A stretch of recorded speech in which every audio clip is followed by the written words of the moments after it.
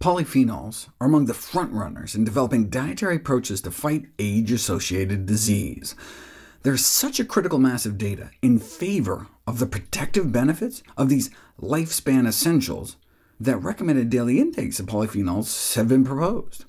More than 8,000 different polyphenols have been identified, though only a small proportion have had their health effects cataloged.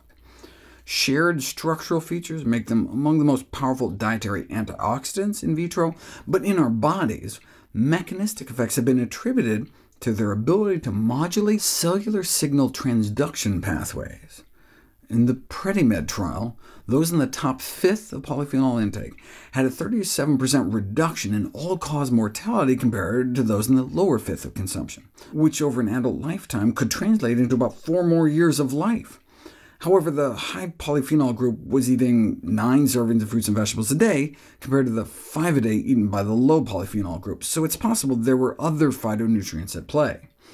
Coffee and tea are major sources, but in terms of foods, polyphenols come primarily from vegetables, fruits, then beans. There are about a half-dozen different types of polyphenols, including phenolic acids like the curcumin in turmeric, or the lignans concentrated in flax seeds, but the largest class are the flavonoids. Plant eaters may consume more than 4,000 different types of flavonoids on a daily basis.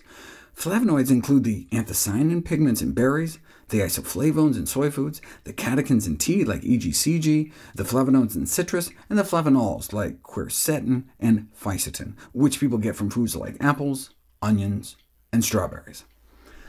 Like polyphenols generally, those who consume the most flavonoids tend to live significantly longer, according to a meta-analysis of 16 cohort studies following nearly 500,000 people for 5 to 28 years. However, those who get more are also more likely to be college-educated, non-Hispanic white with a higher income. The sharpest socioeconomic gradient was found for berry flavonoids. If you look at individual foods, though, as Harvard researchers did in the Nurses' Health Study 2, it wasn't just blueberries and strawberries that were correlated with lower risk of premature death, but also more affordable produce such as apples and bell peppers. To prove cause and effect, researchers randomized middle-aged men and women to eat higher or lower polyphenol diets in the polyphenol intervention trial. 8 weeks later, the higher polyphenol diet group enjoyed significant improvements in quality of life, both physically and mentally, compared to the lower polyphenol diet group. But what did the two diets consist of?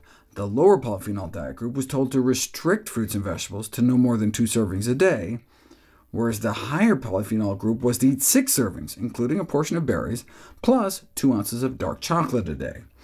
So it could have been any number of fruit and vegetable components besides polyphenols responsible for the benefit. Just the enforced chocolate consumption might have boosted well-being. A more rigorous study design might be to randomize both groups to the same number of high versus low polyphenol fruit and vegetable servings. In the Nurses' Health Study, you may have noticed that one food source of flavonoids was associated with an increased risk of all-cause mortality: grapefruit. Frequent grapefruit consumers were more likely to die prematurely than their non-grapefruit-eating compatriots, matched for a large number of demographic and lifestyle factors. This was partly chalked up to grapefruit's suppression of a set of detoxification enzymes in our intestines that may metabolize half the common drugs on the market. Broccoli has the opposite effect, boosting detox enzymes, such that some drugs can be cleared faster, whereas even a single cup of grapefruit juice can reduce the rate of drug clearance for days, increasing the risk of potentially life-threatening drug side effects. That's why grapefruit has been called a pharmacologist's nightmare. If you're on medications, including many common heart and blood pressure pills, make sure to talk to your prescriber about your grapefruit habits.